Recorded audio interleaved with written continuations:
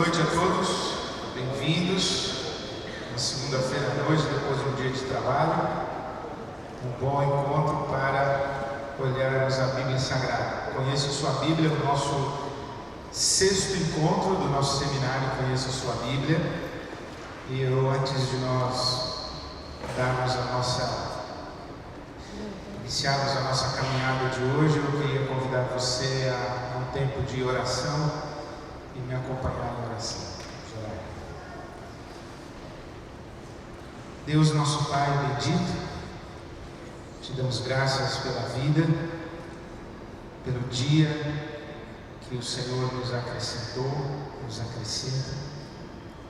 Te damos graças pelo nosso trabalho, as sementes que lançamos. Pedimos a Tua bênção para que frutifique conforme a Tua vontade para a Tua glória. Consagramos a Ti mais uma vez este lugar, este tempo, as nossas mentes e corações. E pedimos-te que pelo Teu Espírito Santo, enquanto falamos a Teu respeito, falemos também contigo. Enquanto vamos à Tua Palavra, que a Tua Palavra venha a nós. Pedimos-te assim, em nome de Jesus, para a Tua glória. Amém.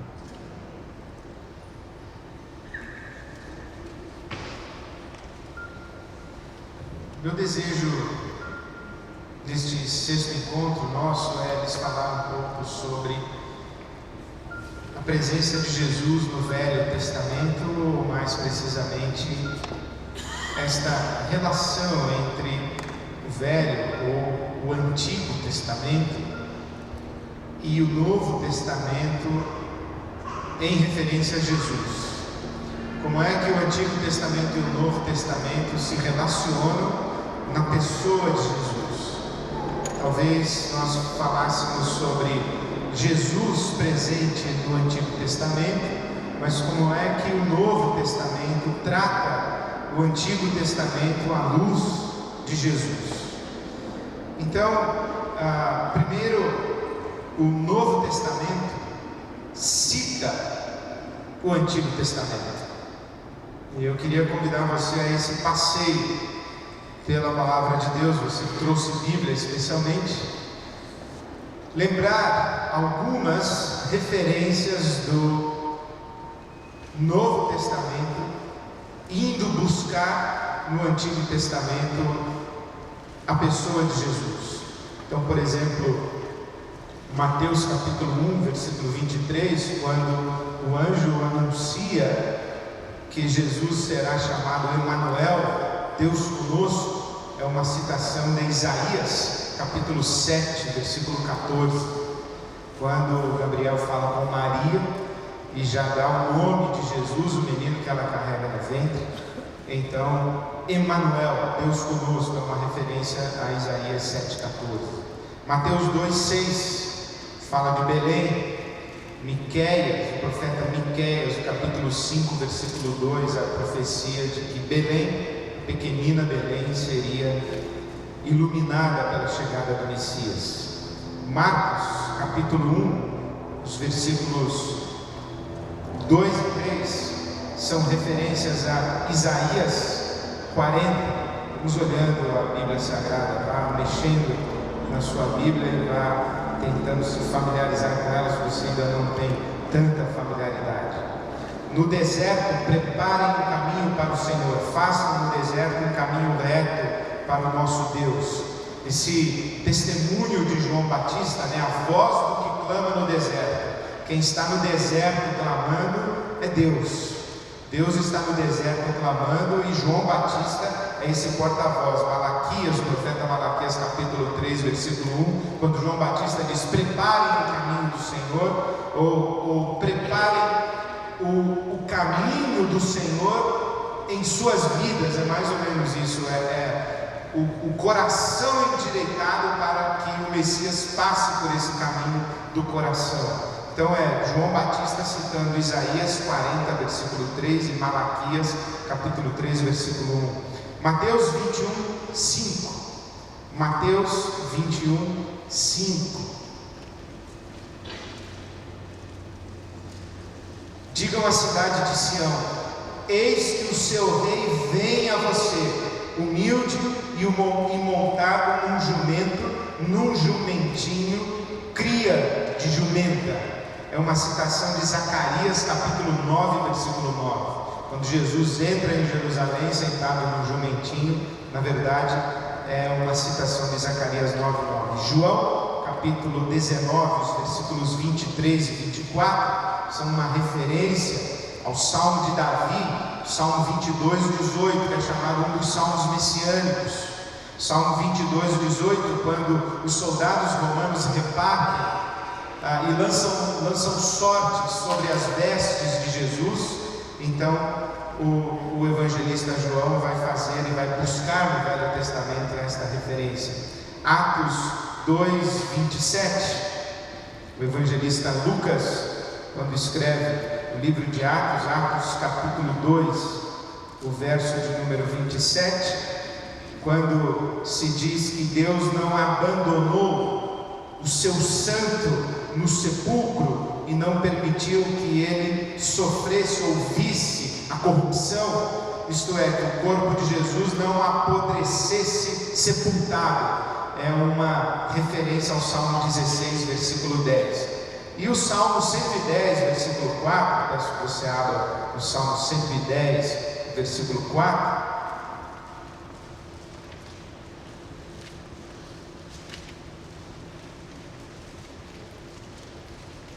O Senhor jurou e não se arrependerá: tu és sacerdote para sempre, segundo a ordem de Melquisedeque.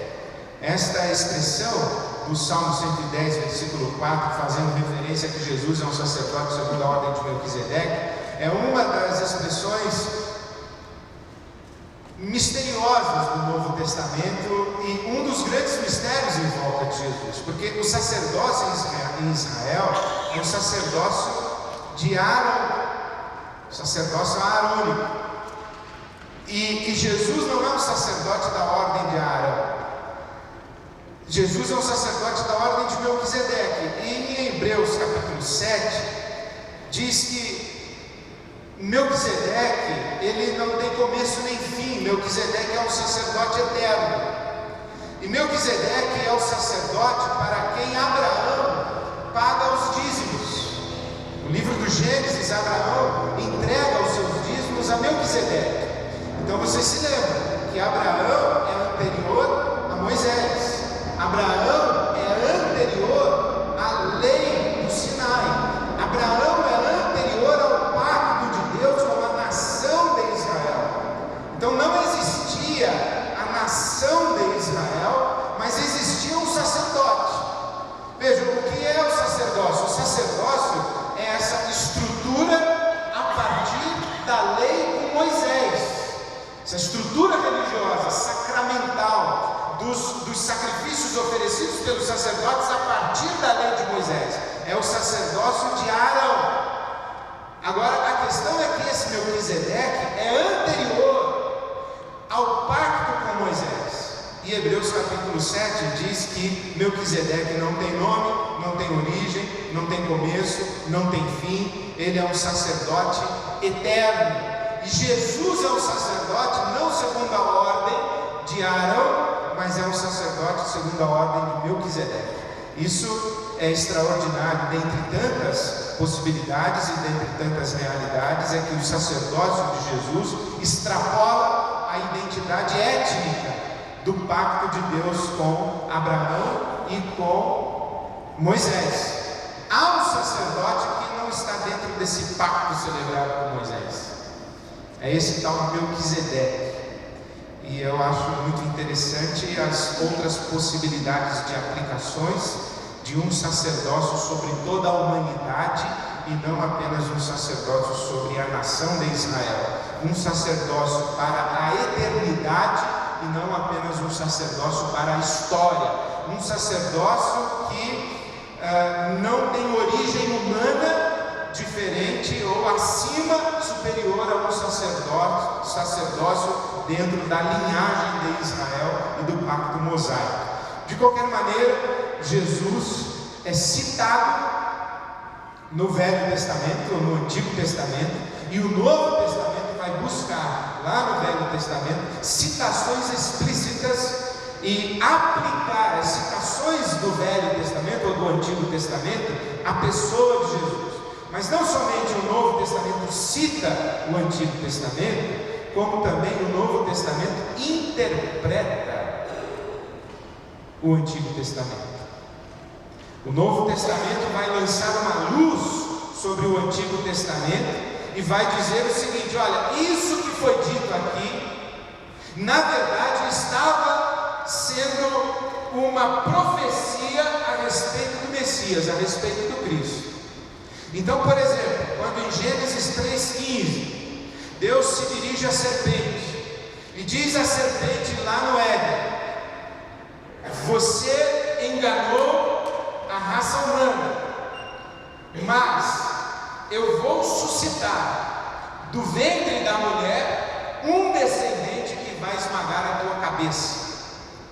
Então é assim que o Novo Testamento vai buscar e interpretar quem é o descendente da mulher que esmaga a cabeça da serpente. Por isso é que o apóstolo Paulo, em Gálatas 4, versículo 4 e 5, diz que Jesus nasceu do ventre de uma mulher. Jesus nasceu na carne, Jesus vem do ventre de uma mulher. Romanos capítulo 16, versículo 20 diz que Deus coloca Satanás debaixo dos nossos pés. Dos nossos pés. Nossos de quem? Nossos que estamos em Cristo, que é uma expressão exclusiva do apóstolo Paulo no Novo Testamento. Em 1 de João capítulo 3, 8 diz o seguinte: para isso se manifestou o Filho do Homem, para desfazer as obras de Satanás, para desfazer as obras do diabo, isto é, para esmagar e pisar a cabeça da serpente. Quando você vê, por exemplo, Isaías capítulo 53, que é não apenas o servo sofredor de Yahvé. Quem é esse servo sofredor de Yahvé? Que no Isaías 53, na profecia de Isaías, é apresentado como alguém que é entregue ao sacrifício, ou se deixa levar para o sacrifício como uma ovelha muda, como um cordeiro calado, e que é sacrificado, e que toma sobre si as nossas dores, e que toma sobre si as nossas enfermidades. E João Batista, quando vê Jesus pisar na Palestina, diz: ali está o Cordeiro de Deus que tira o pecado do mundo. Ali está o Cordeiro de quem Isaías falou. Na verdade, não só o Cordeiro de Deus que tira o pecado do mundo, numa referência a Isaías 53, mas com uma absoluta referência à Páscoa judaica.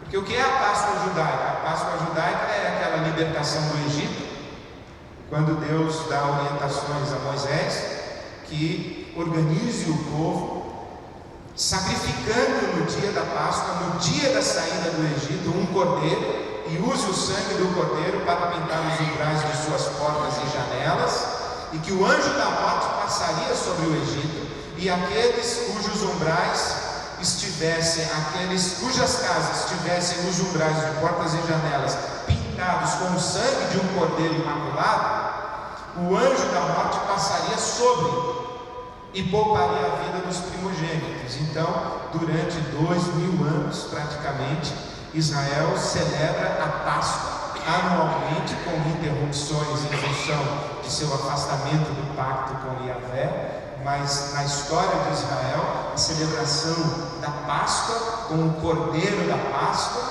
é um ato repetido à exaustão, até que Jesus Cristo entra na Palestina, Jesus de Nazaré entra na Palestina, e João Batista diz: eis o Cordeiro de Deus que tira o pecado do mundo.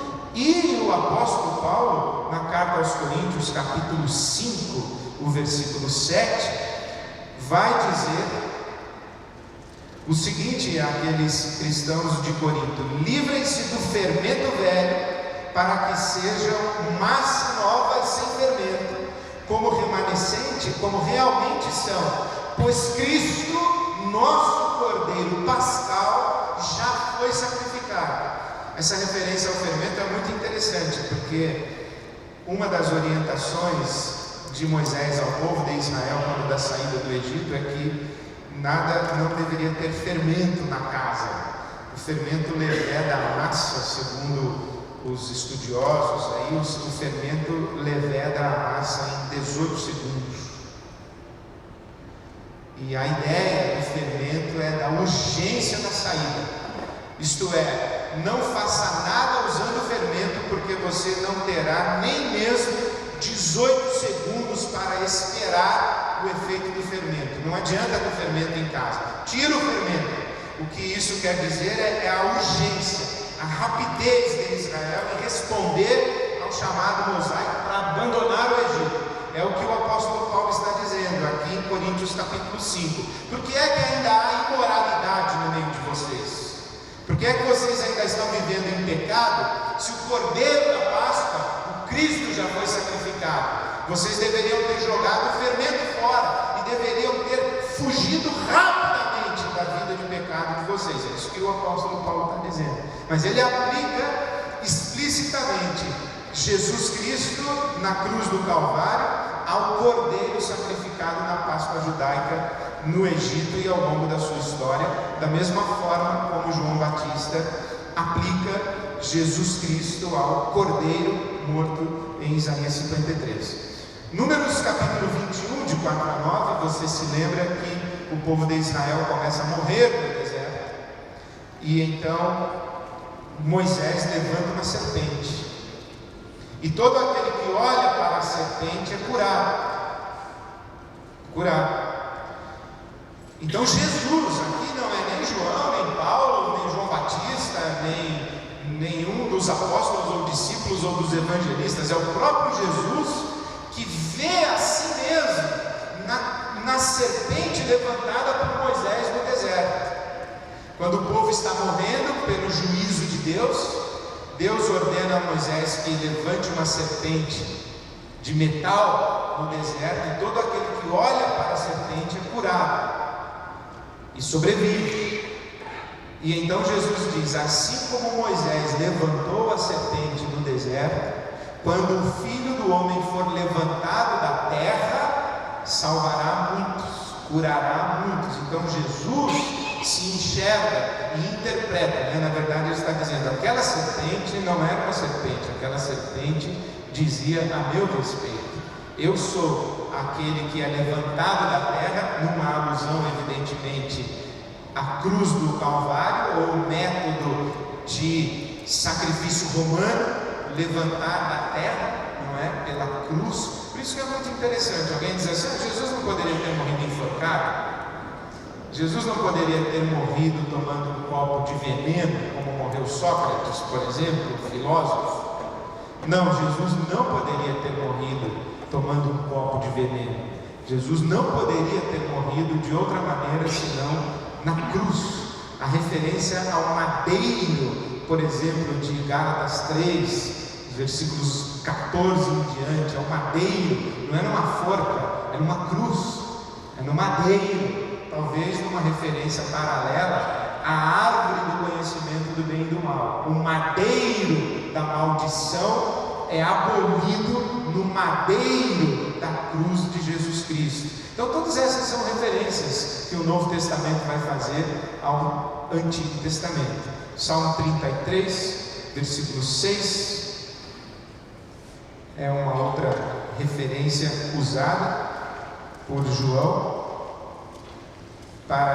que é interpretada na pessoa de Jesus. O Salmo 33, versículo 6: mediante a palavra do Senhor foram feitos os céus e os corpos celestes pelo sopro de sua boca. Por isso é que João vai dizer que no princípio era o verbo, era a palavra. Deus cria pela sua palavra de ordem. A maneira como nós vamos aplicar isso também dá margem a muitas interpretações.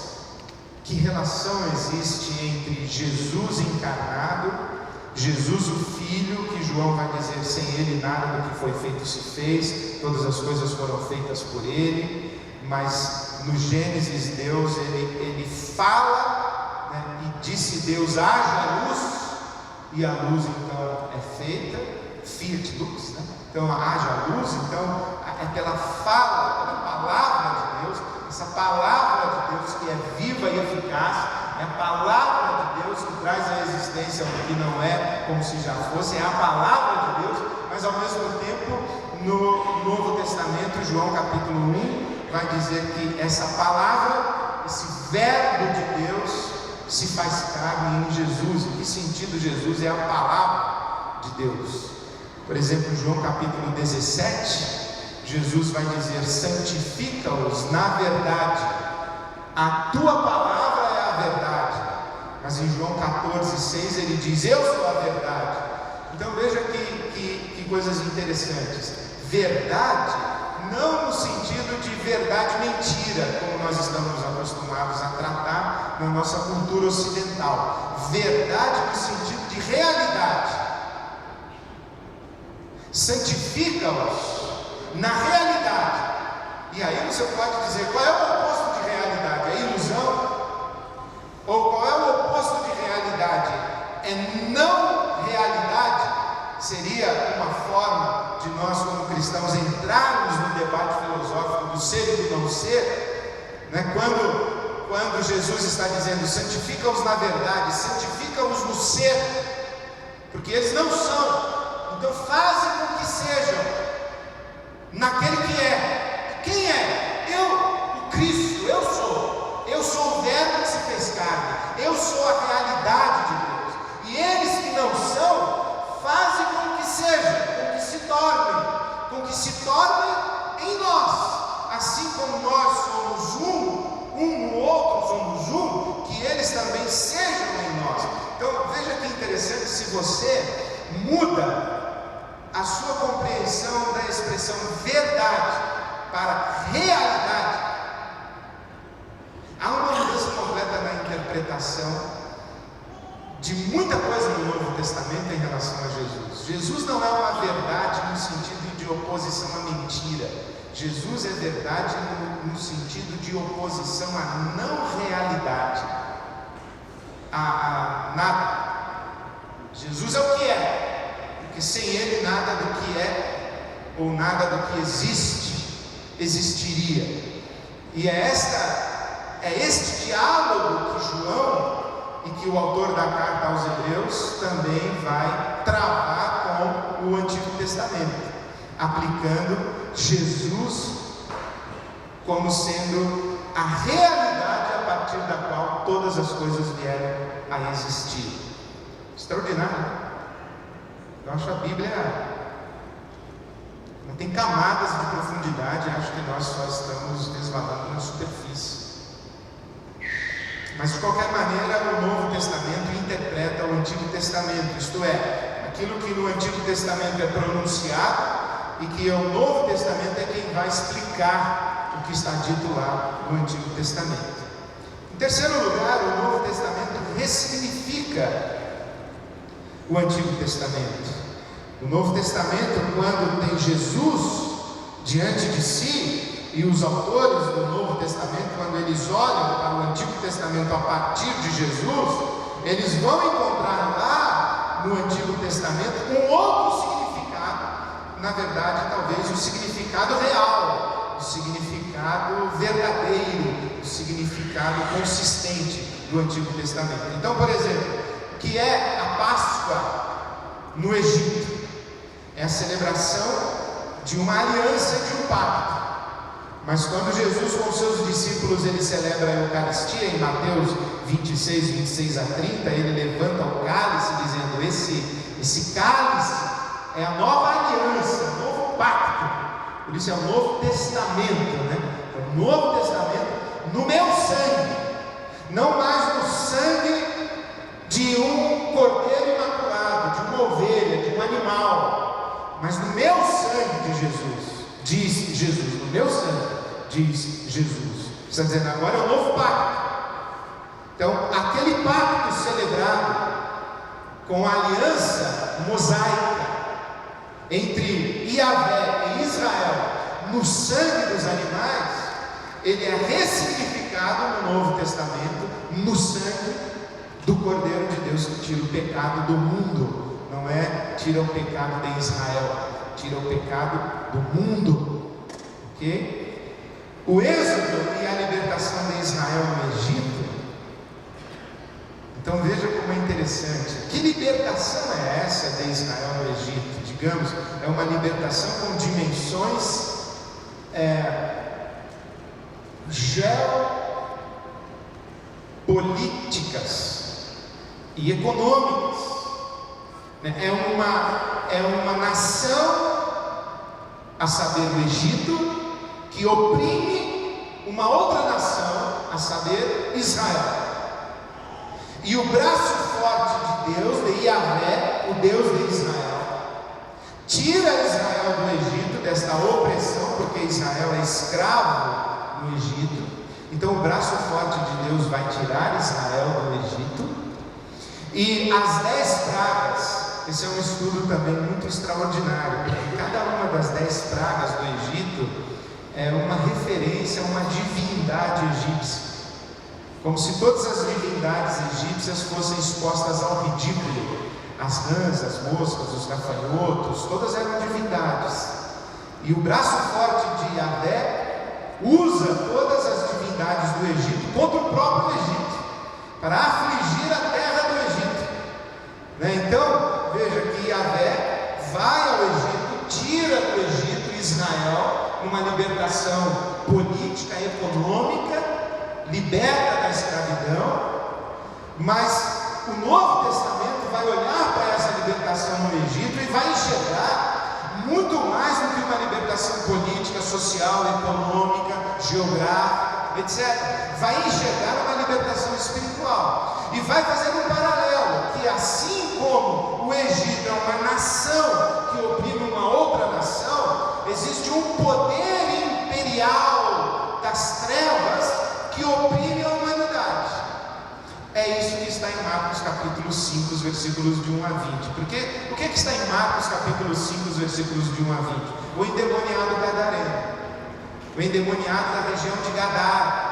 Jesus chega diante desse endemoniado, que era um sujeito possuído, ou tomado, ou controlado, ou influenciado em termos absolutos por demônios, por espíritos malignos, por espíritos maus.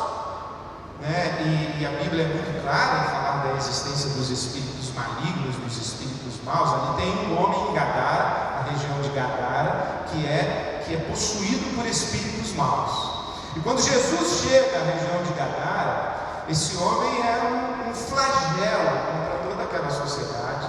Ele é acorrentado, ele é amarrado, ele é banido para as montanhas, mas ele se desprende das amarras e das correntes e volta para a cidade para promover o caos e espalhar a violência na cidade. Então conseguem conter o camarada de novo, acorrentam de novo, devolvem para a montanha, mas ele se solta lá com a sua força, volta para afligir a cidade, a sociedade, impor a violência e promover o caos. Aí Jesus chega e dá de cara com esse sujeito. E quando Jesus chega e dá de cara com esse sujeito, os demônios dizem assim: o que você vai fazer aqui? Que nós estamos contigo. E eles identificam quem é Jesus. E então o nome que esses demônios apresentam para Jesus é legião. O que é uma legião? É uma fração do exército romano, a legião romana. Então, o que é Roma? É a nação opressora de Israel. E o que é que esses demônios, essa legião, solicita e encarece Jesus? Deixe-nos ir aos porcos. E Jesus autoriza, e os porcos se precipitam no mar. Então veja como é interessante. Qual foi a última vez em que Israel presenciou um exército opressor sendo afogado no mar? Quando Israel atravessa o mar Vermelho Vermelho a pés enxutos, mas o exército egípcio é afogado.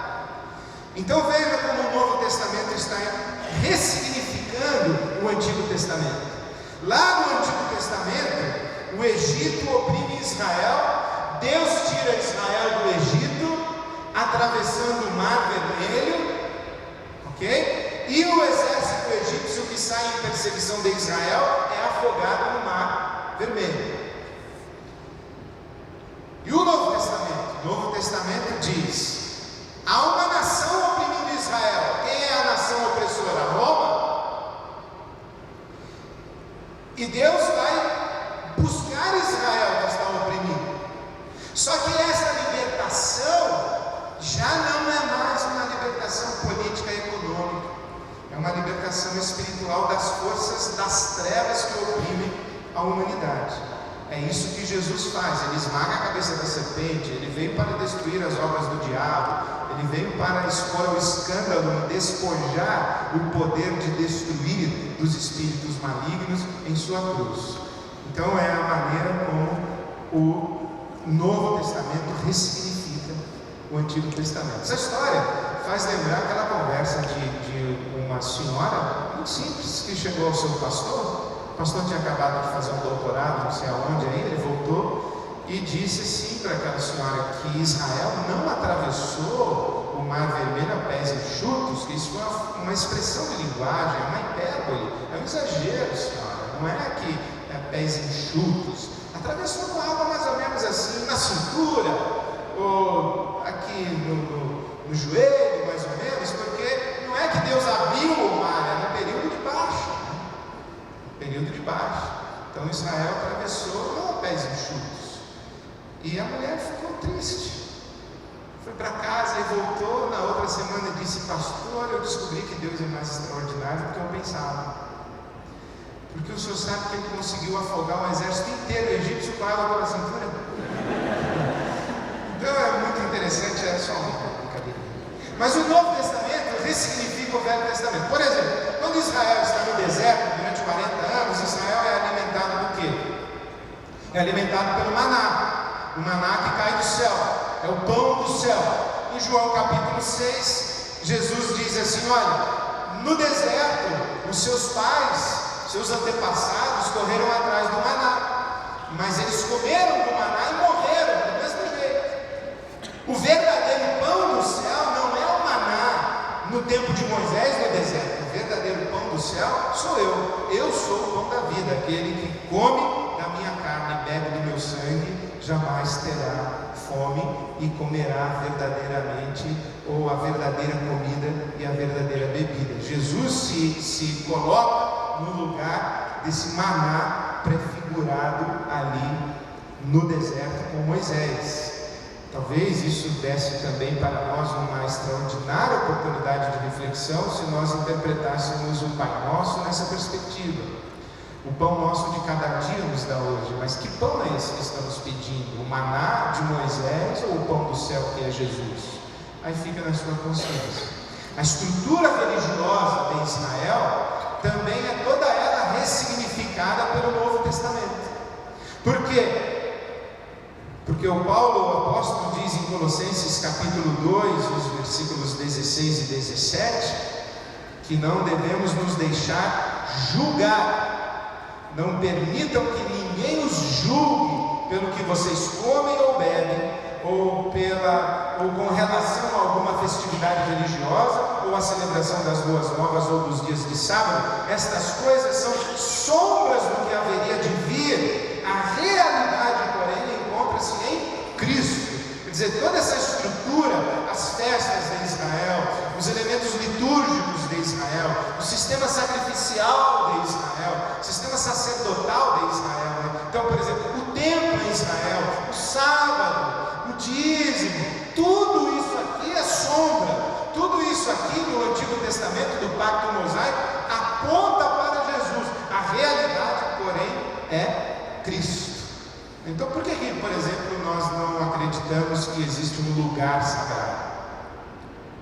Assim como os judeus acreditaram no templo em Jerusalém. Por que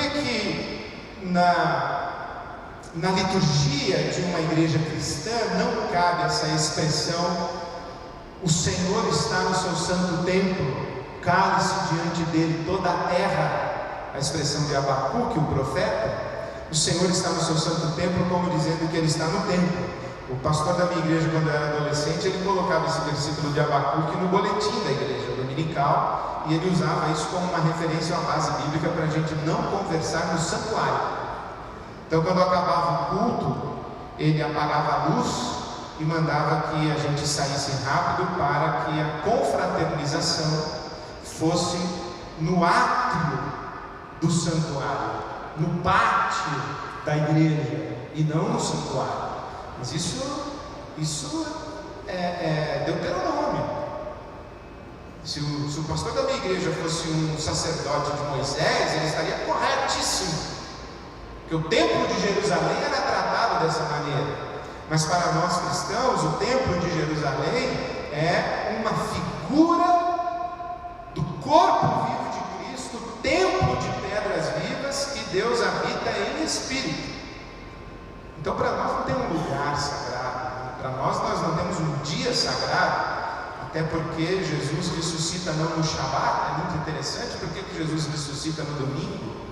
Jesus ressuscita no primeiro dia da semana, é o domingo da ressurreição, não é o Shabat da ressurreição, talvez para dizer para nós que o Shabat também tem o seu significado profético e pedagógico, mas ele não é um dia sagrado que devemos guardar, porque o Senhor santifica todo lugar e todo tempo. Enfim, o Novo Testamento vai ressignificar o Antigo Testamento.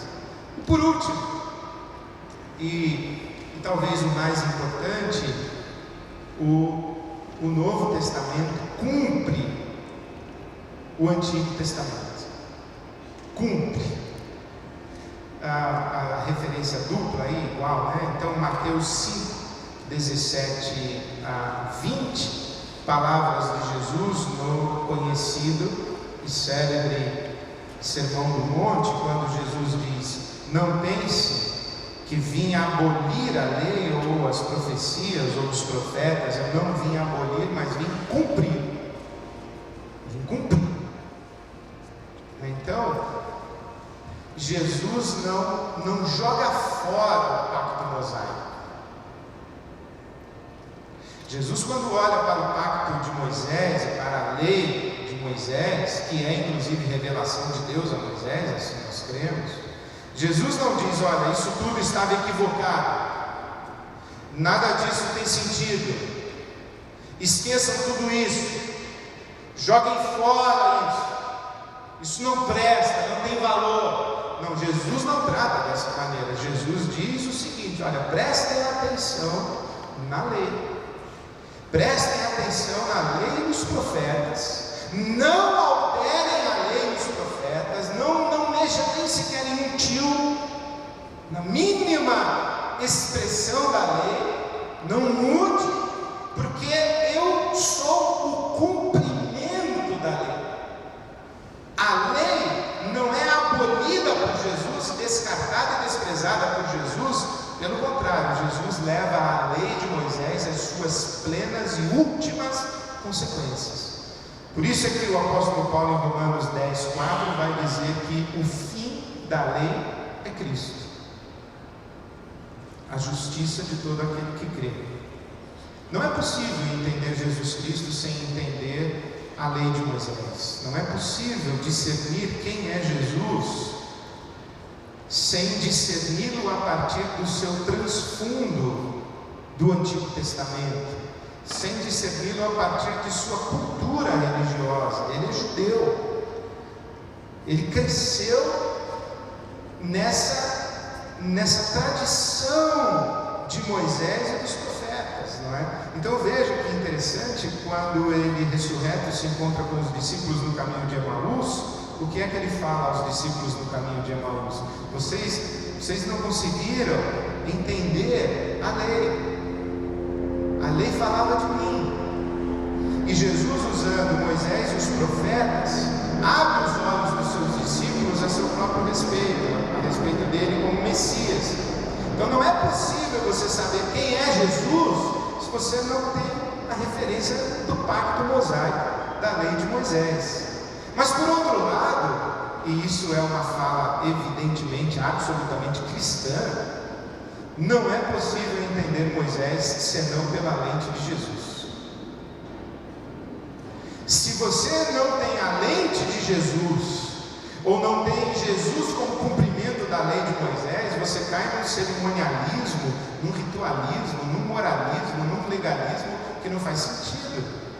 Por exemplo, esta semana mesmo eu estava lendo a revista da Folha de São Paulo, dizendo que no Shabat as geladeiras são ligadas porque não se pode, são desligadas. Para os judeus ortodoxos, as geladeiras são desligadas porque não se pode produzir eletricidade, seria trabalhar. Produzir eletricidade é trabalhar no Shabat. Então você não pode deixar a geladeira funcionando, você desliga. Mas ao mesmo tempo eles instalam um timer para acender a luz da casa, e o aquecedor e o ar-condicionado. Então você não pode ter energia para a geladeira, pode ter para o ar-condicionado. Que lógica é essa? Eu não consigo entender. E o elevador fica funcionando, mas você não pode apertar o botão porque é trabalhar. Se você aperta o botão do elevador para chamar o elevador, e você entra no elevador e aperta lá o 8º andar, você está trabalhando, não pode, é o Shabat, não pode trabalhar. Mas o elevador fica funcionando o tempo inteiro, parando de andar e andar. E você entra, se você vai para o 8º, ele abre no primeiro, fecha, abre no segundo, fecha, no terceiro, fecha, até o 8º andar e você desce. Se você está no térreo esperando, a mesma coisa, você espera ele descer de andar em andar, chegar no térreo, você entra e aí você sobe, porque ele começa automaticamente a subir. Quer dizer, eu não consigo entender essa lógica. Se essa lógica, evidentemente que não é possível você fazer uma crítica à tradição hebraica, aos rabinos atuais de Israel, eles de bobos e de tolos e de ignorantes e de burros, eles não têm absolutamente nada, eles são absolutamente inteligentes, eles são sábios, eles têm nessas prescrições a respeito da lei uma intenção pedagógica. Uma intenção pedagógica. Mas a questão é que a intenção pedagógica da lei é Cristo, é Jesus. E se a intenção pedagógica da lei não é Cristo, qual é a intenção pedagógica da lei? É o que nós cristãos perguntamos. Quando lemos o apóstolo Paulo dizer o fim, a finalidade da lei, a intenção pedagógica da lei é Cristo. E tudo quanto a lei exige é Cristo quem cumpre. Nenhum de nós, nem você, nem eu, nem ninguém, é capaz de cumprir as altíssimas exigências da lei em termos de expressão de santidade de vida diante de Yahvé. Somente Cristo.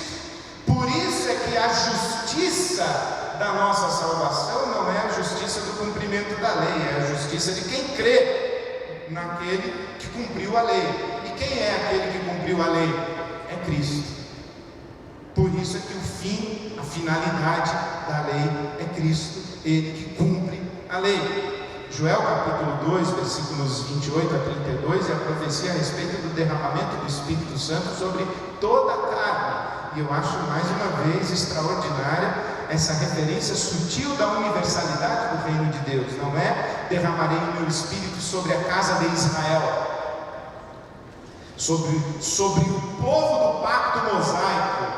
Na verdade é derramarei o meu Espírito sobre toda a carne. Por isso é que no Apocalipse diz que Jesus, o Cordeiro de Deus que tira o pecado, não o pecado de Israel apenas, mas o pecado do mundo, comprou para si um reino de sacerdotes, gente de toda raça, tribo, língua e nação. E é por isso que existe na sua Bíblia, Gálatas capítulo 3. Abra sua Bíblia até o livro, a carta do apóstolo Paulo aos Gálatas, no capítulo 3, quando ele diz assim no versículo 13, Gálatas 3:13: Cristo nos redimiu da maldição da lei, quando se tornou maldição em nosso lugar, porque ele cumpre a lei, lembra disso? Ele cumpre a lei. Quando se tornou maldição em nosso lugar, pois está escrito: maldito todo aquele que for pendurado no madeiro. No madeiro, não pode ser enforcado, não pode tomar um copo de veneno, não pode morrer com uma facada nas costas, ser levantado no madeiro, profético. Então, maldito todo aquele que for levantado no madeiro. Versículo 14 de Gálatas 3: isso para que em Cristo Jesus a bênção prometida a Abraão chegasse também aos gentios, isto é, a todos os que não são judeus, para que recebêssemos a promessa do Espírito Santo mediante a fé. Note, a bênção de Moisés, não, a bênção de Abraão, antes do pacto mosaico. Qual é a bênção de Abraão? É o Espírito Santo derramado sobre toda a carne. E essa bênção de Abraão, que é o Espírito derramado sobre toda a carne, é um pacto celebrado em quem? Em Cristo. A quem foi que Abraão entregou seus dízimos? A Moisés? Não, a Melquisedeque. E quem é Cristo? É um sacerdote segundo a ordem de Melquisedeque. A conversa da universalidade do reino de Deus está presente na Escritura, tanto no Antigo quanto no Novo Testamento. E é nesse sentido que o Novo Testamento, em que Cristo cumpre o Antigo Testamento. Levíticos capítulo 17, versículo 11, e eu faço questão que leiamos todos juntos, por gentileza, estas porções da palavra de Deus. Gênesis, Êxodo, Levíticos 17, o versículo 11, quando diz: pois a vida da carne está no sangue, e eu odeio a vocês para fazerem propiciação por si mesmos no altar. É o sangue que faz propiciação pela vida, é o sangue a oferta pela vida. Lembra-se a linguagem profética: a alma que pecar, esta morrerá, Ezequiel 18. O que é que nos livra da morte, do juízo de Deus em função do nosso pecado? A oferta de sangue. Que sangue? O sangue de todos os animais no processo sacrificial da liturgia cerimonial de Israel. Então é o sangue que faz oferta pela vida. Aí você vai para o Novo Testamento e você vai ver Atos 2:38. Qual é o sangue que é a verdadeira oferta pela vida? Atos 2:38. Arrependam-se e cada um de vocês seja batizado em nome de Jesus Cristo para perdão dos seus pecados, e receberão o dom do Espírito Santo. Atos 22:16.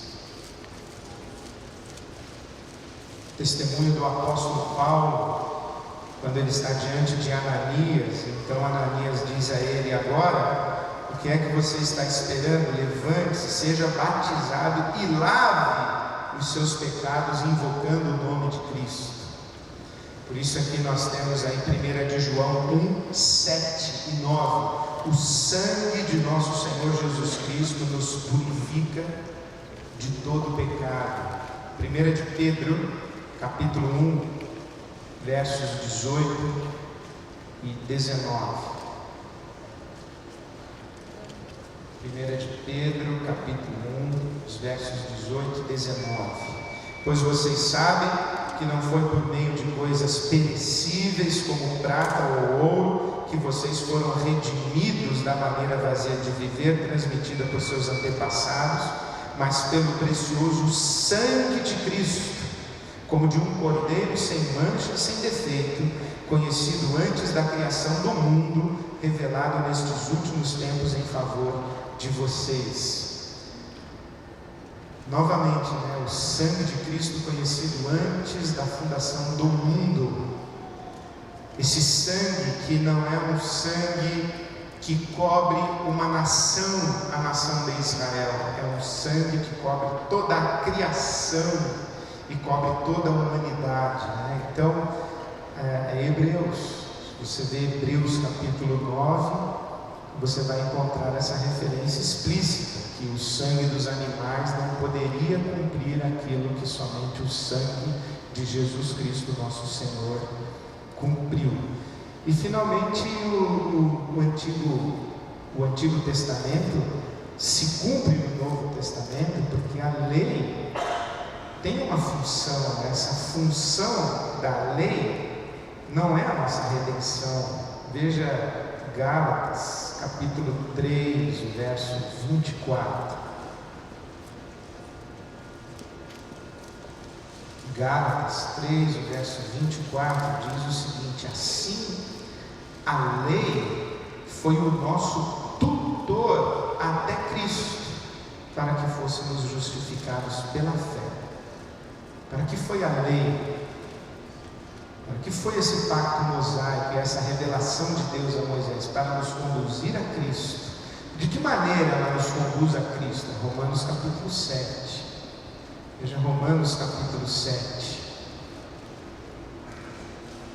Romanos 7, versículo 7. Que diremos então? A lei é pecado? De maneira nenhuma.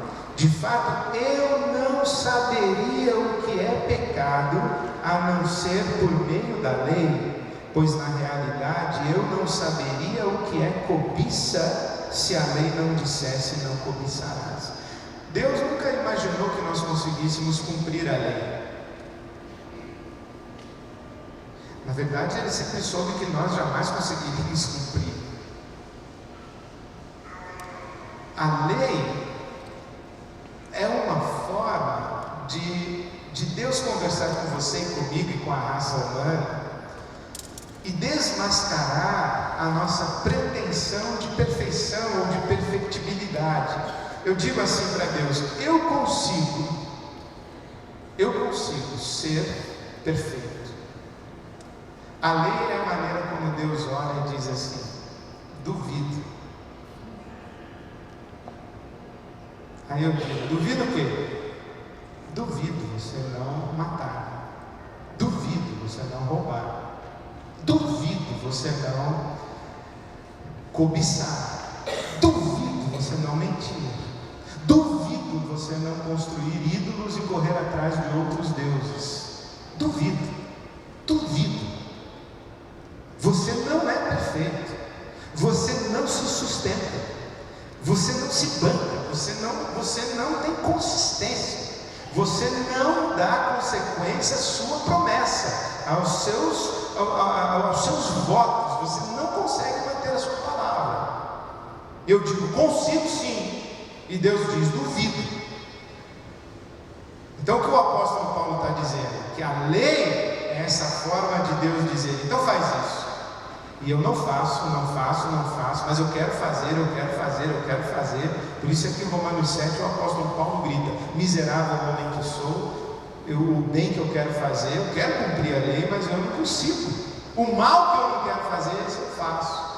Então Deus diz assim para você: está vendo como você não consegue? Eu digo: então eu estou perdido. Aí a resposta de Deus é: não, você não está perdido, porque nenhuma condenação há para aqueles que estão naquele que cumpriu a lei. É Romanos 8, versículo 1. Nenhuma condenação há, graças a Deus, nenhuma condenação há para aqueles que estão em Cristo Jesus. Por isso é que nós somos redimidos pela fé e não pelas obras da carne e pelas obras da lei. E é assim que o Novo Testamento em Cristo cumpre o Antigo Testamento.